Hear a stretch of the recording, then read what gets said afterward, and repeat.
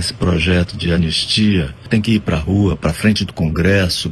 Não admitimos. Conheça os crimes cometidos e os nomes daqueles que já receberam o benefício da anistia e que hoje são figuras muito presentes na política e na elite artística nacional.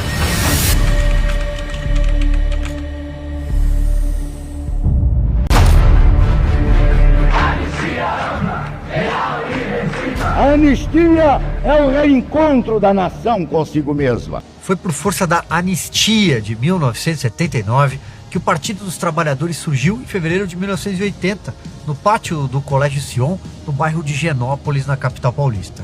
O PT só aconteceu porque o presidente João Batista Figueiredo assinou a Lei 6.683, a Lei da Anistia. Alguns nomes desses anistiados são bem conhecidos e lembrados com frequência por militantes da esquerda. Por exemplo, Luiz Carlos Prestes era o secretário-geral do Partido Comunista Brasileiro. João Mangabeira, o escritor Jorge Amado, Aparício Torelli, o Barão de Tararé, e o guerrilheiro Carlos Marighella, líder da ALN, a Ação Libertadora Nacional. Seu grupo armado foi responsável por mortes de militares, sequestros e assaltos por anos. Marighella era um criminoso profissional quando morreu em 1969, mesmo ano em que a ALN ajudou a sequestrar o embaixador dos Estados Unidos, Charles Burke Elbrick, que passou dias num cativeiro no bairro de Botafogo, no Rio de Janeiro. Ele foi raptado numa quinta-feira, 4 de setembro. O grupo andava com metralhadoras leves, revólveres e explosivos. Eram criminosos Fernando Gabeira, Franklin Martins, que foi ministro da República décadas depois, Cid Benjamin, que pilotou o Fusca Azul no dia do sequestro, e Paulo de Tarso Venceslau. Gabeira foi deputado, quase prefeito do Rio de Janeiro e agora é comentarista político da Globo News. Foi ele quem arrumou o esconderijo onde o embaixador ficou preso por 3 dias em Botafogo, ferido por uma coronhada na cabeça. Até hoje, Gabeira não pode pisar nos Estados Unidos. E claro, queriam a soltura de 15 companheiros presos. Logo depois, esses companheiros foram colocados na aeronave militar matrícula Hércules 56 rumo ao México. Quando desembarcaram, o diplomata foi solto. O nome mais famoso da lista de presos é José Dirceu, que depois seria um dos fundadores do Partido dos Trabalhadores, do qual foi presidente até a eleição de Luiz Inácio Lula da Silva. Mas também estavam a bordo o ex-deputado do PT, Ricardo Zaratini, o jornalista Flávio Tavares, Vladimir Palmeira e Luiz Travassos. O repórter Paulo Alceu entrevistou Fernando Gabeira. Eu não entendi a pergunta. Depois de 9 anos no exílio, o que tu pretendes fazer voltando para o Brasil? Eu não tenho a mínima ideia. Quer dizer, eu pretendo ver os amigos, pretendo trabalhar e pretendo contribuir de alguma forma com a luta política de volta no Brasil. Foram 4 sequestros de diplomatas naqueles anos, mas todos foram anistiados. Assim como os crimes se apagaram com a decolagem do Hércules 56, foram esquecidos também os crimes à bala dos guerrilheiros do Araguaia. O militante de esquerda mais conhecido do Araguaia foi José Genuíno, depois presidente do PT e deputado federal. Todos eles puderam voltar ao Brasil depois do exílio, anistiados. A primeira da fila foi Dulce Maria. Ela era produtora cultural de obras de Chico Buarque e Zé Celso Martinez, a primeira repatriada pela anistia, atuou na guerrilha armada pesada.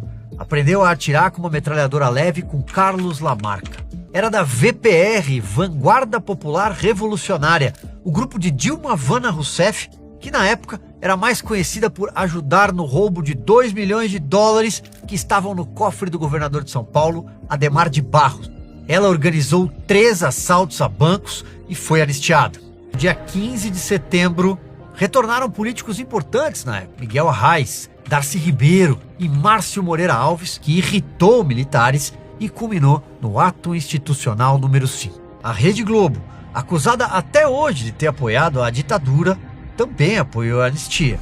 O cantor Caetano Veloso, por exemplo, foi anistiado. Em 1968, produziu uma canção chamada Che. A Polícia Federal do regime não gostou, era socialista. Che se referia a Ernesto Che Guevara, o argentino subversivo e um dos líderes da Revolução Cubana. Um jornalista chamado Randall Juliano acusou Caetano e Gil de falsa paródia do hino nacional, imitando a canção Tropicália. Caetano foi preso junto com Gilberto Gil por 54 dias, depois soltos, numa quarta-feira de cinzas em 1969. Saíram do país 4 meses depois. Todos foram anistiados em 1979, inclusive mais de 4.500 integrantes das Forças Armadas acusados de excessos e crimes de tortura.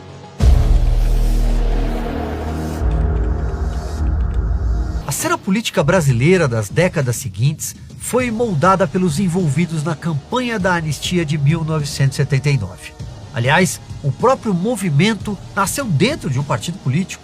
A tentativa de avançar com um indulto nos moldes de uma anistia começou em 1972, conduzida pelo MDB, que fazia oposição à Arena, partido que dava sustentação ao governo. O Comitê Brasileiro pela Anistia só foi criado em 1978, quando a pressão cresceu dentro e fora do país. Naquela época, o líder sindical Luiz Inácio Lula da Silva circulava pelo ABC paulista com panfletos à mão, vestindo uma camiseta branca, suada, que levava os dizeres "Anistia já". Mas o que Lula buscava, afinal? Ele queria a anistia para poder fundar o Partido dos Trabalhadores. Foi por força da anistia de 1979 que o Partido dos Trabalhadores surgiu em fevereiro de 1980, no pátio do Colégio Sion, no bairro de Genópolis, na capital paulista. O PT só aconteceu porque o presidente João Batista Figueiredo assinou a Lei 6.683, a Lei da Anistia. O PT nasceu dessa confusão, mas jamais seria possível sem a anistia. Credo Neves, Ulisses Guimarães seguiram caminhos diferentes. Mas o fato é que todo mundo conseguiu espaço para defender o que queria, inclusive Leonel Brizola, porque foram anistiados.